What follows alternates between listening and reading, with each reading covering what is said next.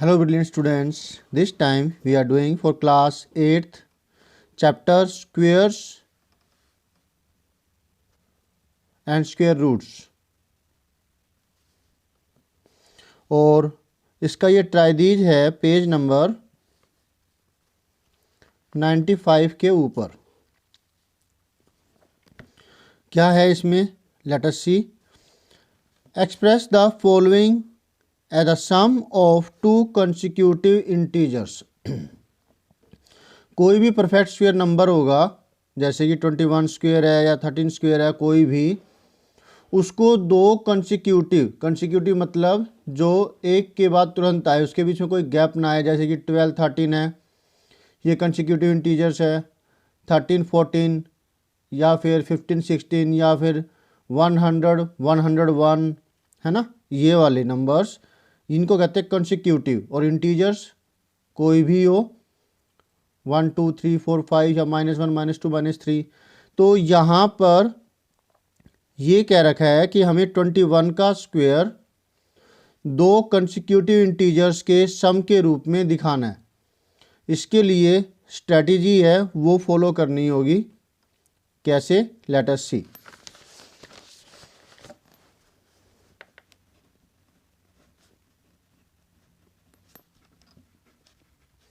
Page number 95। पहले का पहला पार्ट है, 21 स्क्वायर को हमें दिखाना है दो कंसेक्यूटिव इंटीजर्स के सम के रूप में। तो वो होगा 21 स्क्वायर -1/2 प्लस 21 स्क्वायर +1/2। क्लियर हुआ?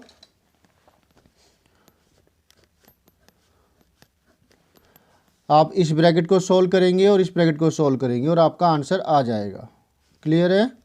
21 स्क्वायर होता है 441 -1/2 प्लस 441 +1/2। इसमें इसको माइनस करेंगे, 440/2 प्लस ये होगा 442/2। इसको डिवाइड करेंगे, 2 2 जा 4, 2 2 जा 4 0, 2 2 जा 4, 2 2 जा 4 1। तो देखा दो नंबर्स आ गए जो कि कंसेक्यूटिव है। इन दोनों के नंबरों के बीच में कोई और नंबर, कोई और इंटीजर लाइन नहीं कर रहा। तो दो इंटीजर जिनके बीच में कोई और इंटीजर्स लाइन नहीं कर रहा हो तो वे कहलाते हैं कंसेक्यूटिव इंटीजर्स। तो ये हमने 21 स्क्वायर को दो कंसेक्यूटिव इंटीजर्स के सम के रूप में दिखा दिया। अब नेक्स्ट क्वेश्चन है, नेक्स्ट पार्ट है इसका 13 स्क्वायर। 13 स्क्वायर को भी ऐसे ही दिखाना है। बताओ कैसे करेंगे? सोचो, पहले क्या लिखूं? ओके, फिर अब गुड, अब क्या करूं? सोचते रहो साथ साथ। अब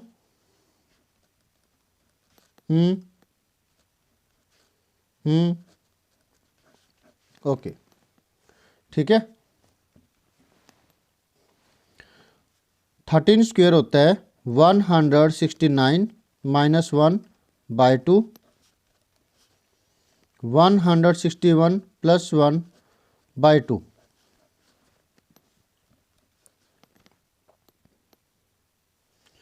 इसमें से इसको माइनस करेंगे, हमें मिलेगा 168 और इसमें प्लस करेंगे 170/2।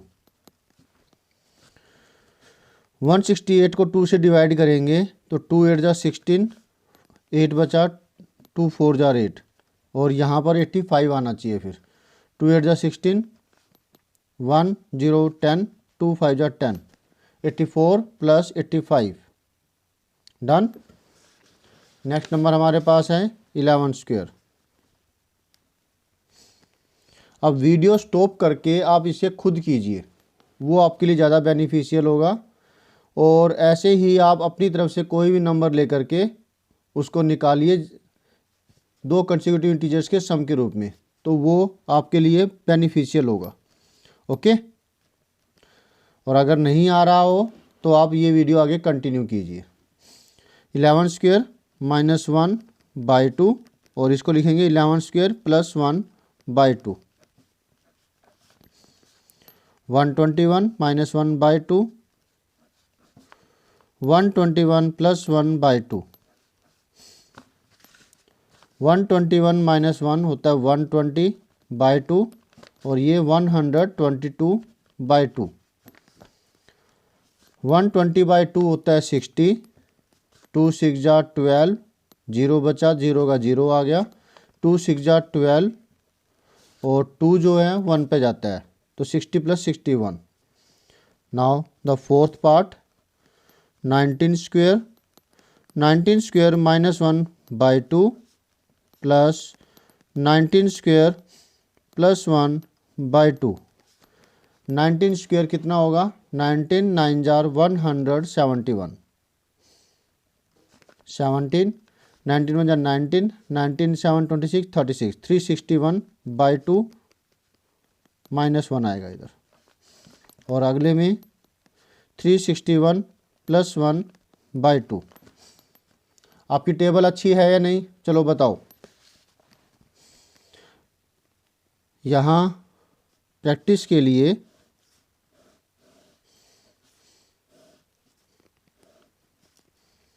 फाइव, 9, 12, 6, 2, 3, 4, 6। अब टेबल डोजिंग क्या करते हैं? 2 5 जार बताओ कितना होता है? मैं ये इसलिए कर रहा हूँ कि टेबल डोजिंग अच्छे से आपको आनी चाहिए। टेबल डोजिंग अगर आती होगी यानी कि कटवा पहाड़े, जब ये आपको अच्छे से आते होंगे तो आप कैलकुलेशन भी फास्ट कर सकते हैं। तो इसकी प्रैक्टिस आप खुद कीजिए या अपने किसी साथी से कहिए। ये गेम भी हो जाएगा और आपकी अच्छी से तैयारी भी हो जाएगी और आपके साथी की भी, आपके दोस्त की भी। 2 5 जार अगर आपका ठीक है तो आप ठीक कर दीजिए। 2 5 जार 10, गलत बताया तो क्रॉस कर दीजिए और देखिए आपको कितने नंबर मिले हैं।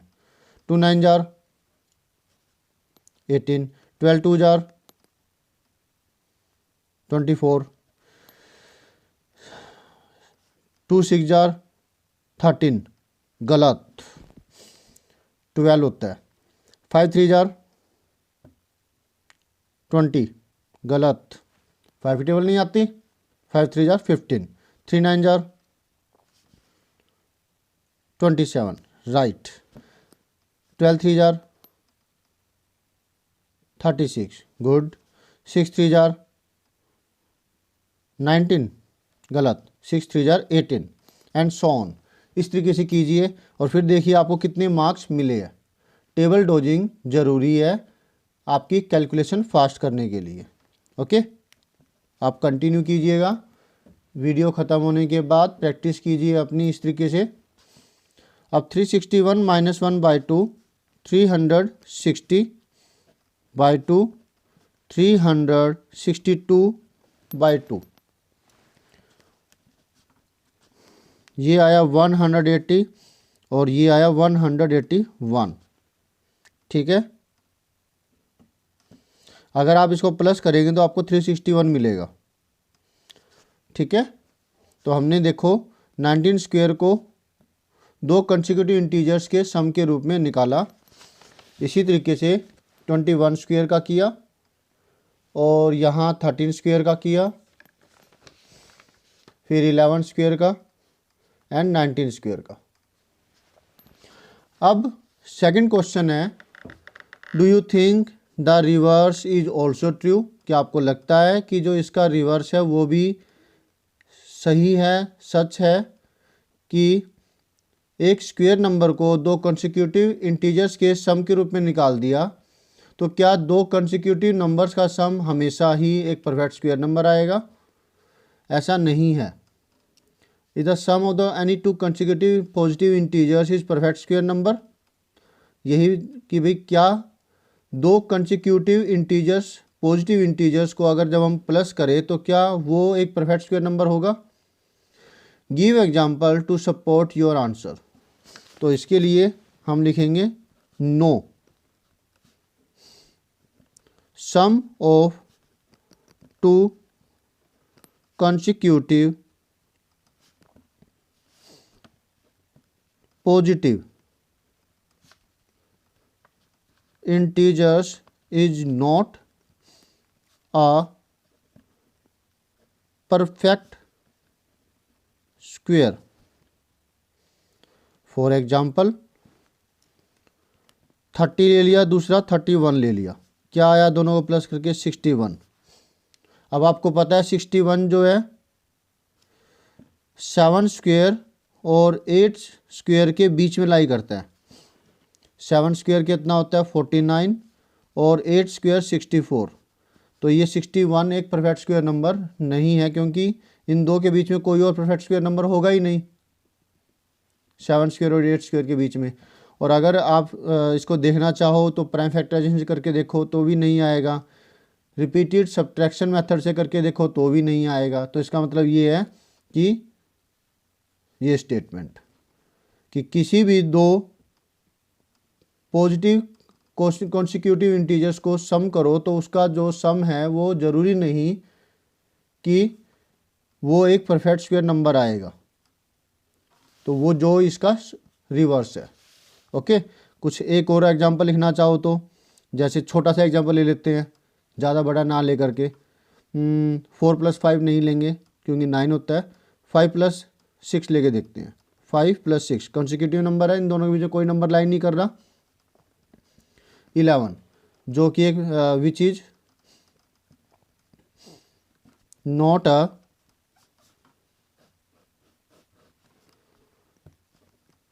Perfect square number. क्लियर हो गया? Very good, thank you students. और अब हम इसकी करेंगे समरी। समरी में क्या है लेट अस सी, देखते हैं। हमारे पास था क्वेश्चन कि एक आपको कोई किसी भी नंबर का स्क्वायर आपको दे रखा है और आपको निकालना था कि इसको दो कॉन्सिक्यूटिव इंटीजर्स के सम के रूप में निकालना था। उसके लिए हमने फार्मूला इस्तेमाल किया, जो जिसका स्क्वायर दे रखा है 13 का स्क्वायर, 15 का स्क्वायर, 20 का स्क्वायर, किसी का भी, उसका स्क्वायर एक बार माइनस करना है, एक बार प्लस करना है और बाय में दोनों के 2 करना है और उसको सोल्व करना है, तो आपको ऐसा ये आ जाएगा। ठीक है। और फिर सेकंड क्वेश्चन में क्या रखा था कि जैसे एक परफेक्ट स्क्वायर नंबर को दो कॉन्सिक्यूटिव पॉजिटिव इंटीजर्स के सम के रूप में हम निकाल सकते हैं, तो क्या इसका उल्टा भी सही है? तो ऐसा नहीं है। वो हमने 30 + 31 किया जो कॉन्सिक्यूटिव इंटीजर्स है और उसका आंसर 61 आया, जो कि परफेक्ट स्क्वायर नंबर नहीं है। इसी तरीके से कितने भी हम एग्जाम्पल्स लिख सकते हैं, हमने सिर्फ 2 एग्जाम्पल्स लिखे हैं। होप सो आपको अच्छे से समझ में आ गया होगा। मिलते हैं नेक्स्ट वीडियो में नेक्स्ट आईडीज के बाद, जो कि है, अरे नहीं अभी नहीं कही जाना रुक जाओ, अभी इसके ऊपर और भी है, ये 2 और करने हैं, सॉरी। यहाँ पर एक पैटर्न है, right the square making use of the above pattern. अभी टाइम काफ़ी ज़्यादा ख़राब हो जाता, इसको वीडियो एडिट करना पड़ता या कुछ और वॉलपेपर बनाना पड़ता, इतना टाइम नहीं होता है, सॉरी। आपका भी मैं अभी टाइम कंज्यूम कर रहा हूँ। तो ये हमें एक पैटर्न के हिसाब से इसका आंसर निकालना है। पैटर्न क्या है वो देखिए, आप इसको याद भी रख सकते हैं, जैसे कि ये पैटर्न बन रहा है। जब 1 का स्क्वायर किया तो 1 आया, 11 2 बार 1 आया, उसका स्क्वायर किया तो 2 है, तो 2 तक की काउंटिंग है और उसके बाद बैक उल्टी काउंटिंग है, तो 2 के बाद 1 आता है। फिर 3 1 आए तो क्या आया, 3 तक की काउंटिंग आई, 1 2 3 तक की काउंटिंग और उसके बाद 3 के बाद रिवर्स बैक काउंटिंग, 3 के बाद 2 1। अब 4 आया तो 1 2 3 4 और इसके बाद बैक काउंटिंग, 4 के बाद 3 2 1 एंड सो ऑन। इसी तरह से यहाँ पर ये कितने 1 है, 1 2 3 4 5 6 7 8, 8 1 का स्क्वायर है, तो 1 2 3 4 5 6 7 8 तक की काउंटिंग और इसके बाद बैक काउंटिंग 7 6 5 4 3 2 1। क्लियर हुआ? अब यही चीज़ हम जो है यहाँ पर इनका स्क्वायर निकालने के लिए करेंगे। ये है ट्राई दीज 2 और पेज नंबर वही 95।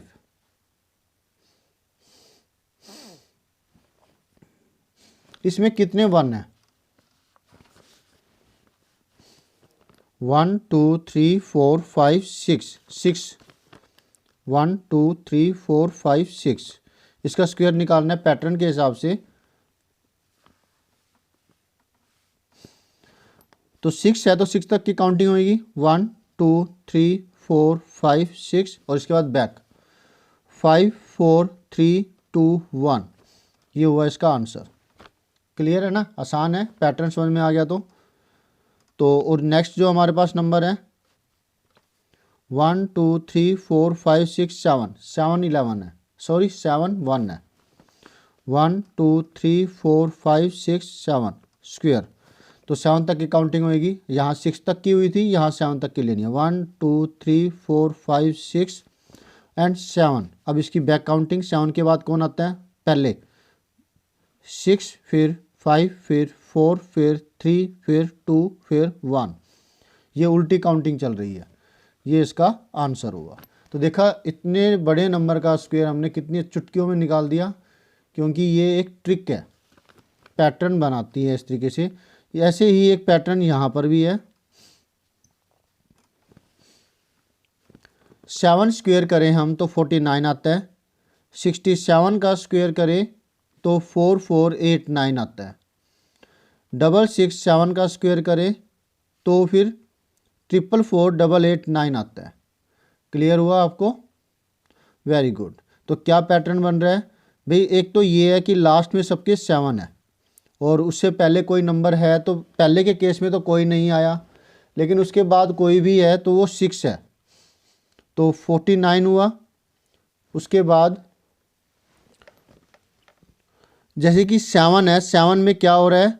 49 आ गया, तो एक जितने ये 7 है यहाँ पर एक डिजिट है तो एक 4 है। अब यहाँ पर 2 डिजिट है तो 2 4 हुए। यहाँ पे 3 डिजिट है टोटल, 1 2 3, तो 3 4 है। और 4 डिजिट्स है 1 2 3 4, तो 4 4 है। तो 4 की काउंटिंग तो इससे बिलोंग करती है। नेक्स्ट यहाँ पे 8 आ रहा है, तो जितने 6 है उतने ही 8 होंगे और एक 9 तो सब में आएगा ही आएगा। जैसे कि अब यहाँ पर 67 है, 2 डिजिट है तो 2 4 आए, 6 1 है तो एक 8 आया और 9 तो सबके लास्ट में आएगा ही। ये पैटर्न बन रहा है। यहाँ देखें तो 1 2 3 4 5 6 कितने डिजिट्स है? 6 डिजिट है, तो 6 डिजिट का मतलब हुआ कि 6 ही 4 आएंगे। 6 4 आए हुए हैं और 5 6 है तो 5 8 आए इसमें, 1 2 3 4 5 और एक 9 तो जैसे आएगा ही आएगा। 4 8 एंड 9 की रिपीटिशन है, तो ये इसके हिसाब से हमें ये निकालना है।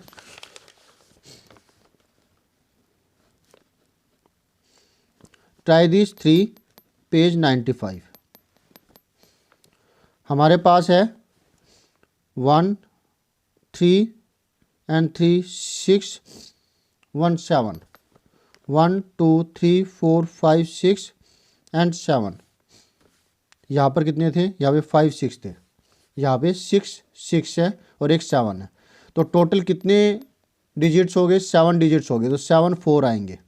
1 2 3 4 5 6 एंड 7। अब जितने 6 है उतने 8 आएंगे। नेक्स्ट स्टेप, तो वे यहाँ 6 6 है तो 8 6 आएंगे, सॉरी 8 जो है 6 टाइम्स आएगा। 1 2 3 4 5 6 और एक 9 तो जैसे आएगा ही आएगा। कितनी बड़ी डिजिट है, कितनी बड़ी कैलकुलेशन हमने फटाफट कर दी। ये भी एक ट्रिक है। नेक्स्ट है, ऐसे ही अपनी तरफ से खुद को सम्स दे करके उसके आंसर्स निकालने की कोशिश कीजिए। 3 3 6 1 7 7 6 है और एक 7 है, इसका स्क्वायर। तो टोटल 7 तो 6 हो गए और एक 1 हो गया, तो टोटल डिजिट्स इसमें हैं 8, तो 8 4 आएंगे। 1 2 3 4 5 6 7 8 और 7 6 है तो 8 भी 7 आएंगे। नंबर ऑफ डिजिट्स 6 की 7 है, तो 7 जो है 7 टाइम्स 8 आएगा। 1 2 3 4 5 6 7 और एक 9 तो जैसे है ही है लास्ट में, ठीक है, क्योंकि जिस नंबर के लास्ट में 7 होगा उसका जो स्क्वायर का वंस डिजिट 9 तो होगा ही होगा, तो वो चीज़ है। क्लियर हुआ आपको? ये पैटर्न के हिसाब से था, होप सो आपको अच्छे समझ में आ गया होगा। तो यहाँ पर इसकी समरी करें तो यहाँ पर जितने भी 11 है, सॉरी जितने भी 1 है वहाँ तक की काउंटिंग और फिर उसका रिवर्स। यहाँ पर 6 1 थे, 6 टाइम्स 1 आया हुआ था, तो 6 तक की काउंटिंग और 1 2 3 4 5 6 एंड इसके बाद बैक काउंटिंग 6 के बाद 5 4 3 2 1 पैटर्न है ये। इसी तरीके से ये वाला किया। और यहाँ पर जो सिस्टम है वो ये है कि जितने भी यहाँ पर ऐसे वाले क्वेश्चंस होंगे जिसमें सारे के सारे 6 होंगे और एक 7 होगा, तो उसके लिए है ये कि यहाँ पर 6 जो है वो 6 टाइम्स आया है, तो और टोटल डिजिट्स उसके बाद 7 आया हुआ है और टोटल डिजिट्स क्या है 7 है, तो 7 टाइम्स यहाँ पर 4 आएगा।